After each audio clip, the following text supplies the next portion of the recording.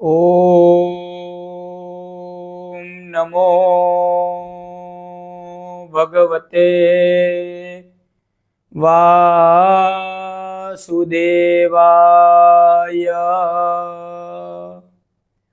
करारविन्देन पदारविन्दम् मुखारविन्दे विनिवेशयन्तम् वटस्य पत्रस्य पुटे शयानम् बालं मुकुन्दं मनसा स्मरामि। जीव का यानी कि आत्मा का संबंध किससे है, इस विषय को समझाने के लिए श्रीमद् भागवत महापुराण जो कथा कहता है, उसकी एक कथा मैं आपको बताता हूं। श्रीमद् भागवत महापुराण में वर्णन किया गया है कि चित्रकेतु नाम के एक राजा थे। उनकी बहुत सारी रानियां थी, लेकिन उनको संतान नहीं थी। तो ऋषि की कृपा से उनकी एक पत्नी गर्भवती हुई, उनके वहां संतान हुआ और वह संतान केवल 2 साल का ही था और पारणे में झूल रहा था। तभी उनकी मृत्यु हो जाती है। मृत्यु का कारण जो है वो भी विस्तार से श्रीमद् भागवत महापुराण में बताया गया है, लेकिन यहाँ पे हमारी जो वीडियो है वो लंबी ना हो जाए, इसलिए मैं आपको थोड़ा संक्षिप्त में बताता हूं। तो उनकी मृत्यु हो गई चित्रकेतु नाम के राजा के पुत्र की। वो पारणे में झूल रहा था। तो जब मृत्यु हो गई और राजसभा में राजा को जब पता चला कि आपका पुत्र जो है वह पारणे में मर गया है, तो एकदम से वह खड़ा हो गया, अपनी सुध बुध खो बैठा, दौड़ते दौड़ते अरे मेरा पुत्र, अरे मेरा पुत्र। बहुत ही दुख और शोक से अपने आप को संभालते संभालते, गिरते पड़ते लड़कते हुए वहां पहुंचा। अपने पुत्र का शव हाथ में लेके बहुत ही जोर जोर से रोने लगा। उनकी पत्नी भी बहुत जोर जोर से रोने लगी और सभी लोग शोक मग्न हो गए। राजा जो है अपनी शान भान भूल गए और बहुत ही गहरे शोक में चले गए। अब वह राजा थे, राजा को तो विवेक होना चाहिए, कितना भी दुख क्यों न हो, अपनी प्रजा के लिए भी उसको धैर्य धारण करना चाहिए।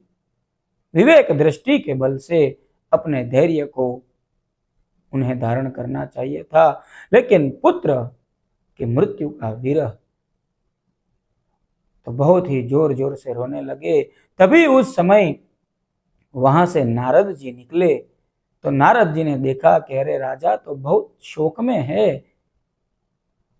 अब राजा को वापिस अपने कर्तव्यों का वहन करवाने के लिए उन्हें कुछ ज्ञान देना जरूरी है, इस अवस्था में से उनको बाहर लाना जरूरी है। तो नारद जी उनके ऊपर कृपा करने के लिए वहां आए।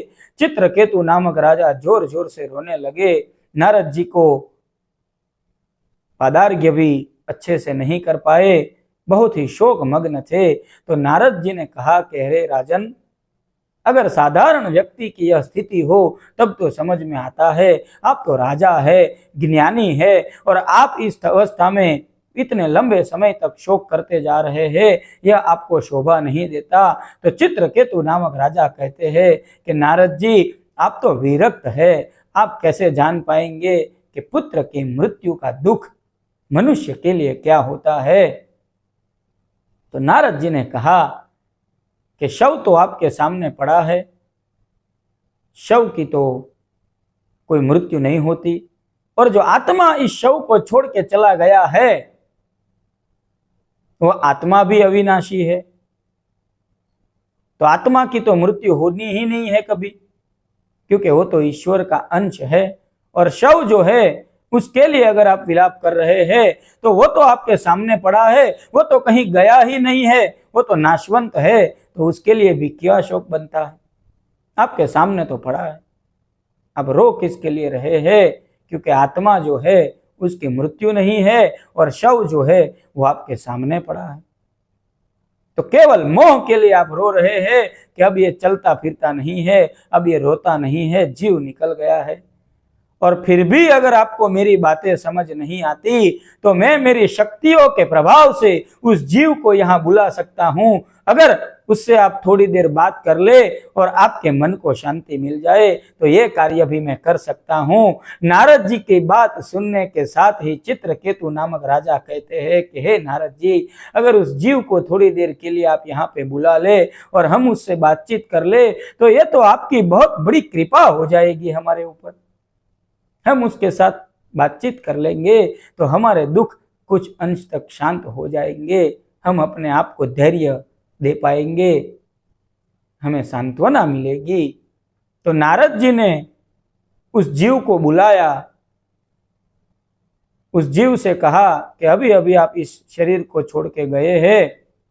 और चित्रकेतु नामक राजा और उनकी पत्नी से कहा ये वही जीव है जो अभी अभी इस शरीर में था, आप इनसे बात कर लीजिए। तो राजा चित्रकेतु जब उस जीव से कहते हैं, उस आत्मा से कहते हैं कि हे पुत्र, बस इतना सुनने के साथ ही वो जो जीव है, वह जो आत्मा है, वो कहने लगता है कि कौन किसका पुत्र और कौन किसका पिता।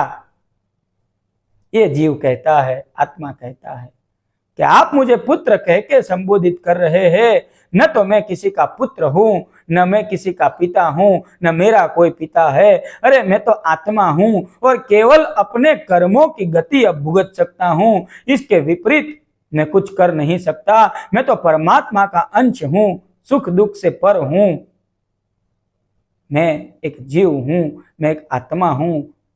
मेरा न तो कोई जन्म है, न तो कोई मृत्यु है, न मेरा कोई शरीर है और न मेरा कोई संबंधी है। अरे इस शरीर में जब था तब आप मुझे अपने माता पिता समझ रहे थे, इससे पूर्व जन्म में जो मेरा शरीर था वह कोई भी मुझे अपने माता पिता बताते हैं। अरे इसके पूर्व जन्म में तो मैं पशु था, तो वो पशु भी मुझे अपना पुत्र समझते हैं।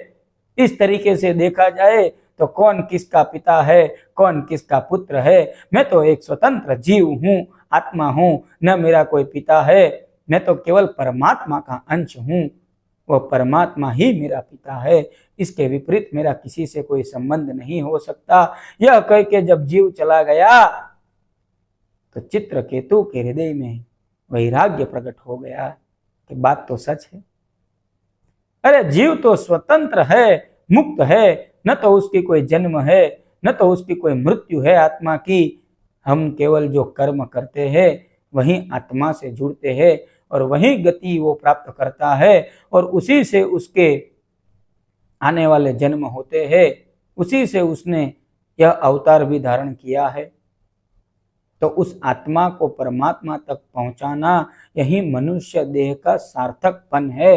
अगर ईश्वर ने आपको मनुष्य का देह दिया है तो अपने को एक आत्मा समझे, इस शरीर को नाशवंत समझे और इस शरीर से जितनी हो सके उतनी भगवान की भक्ति करे। यही इस शरीर का सार्थकपन जानना चाहिए। इसके अलावा इस शरीर का और कोई उपयोग नहीं है।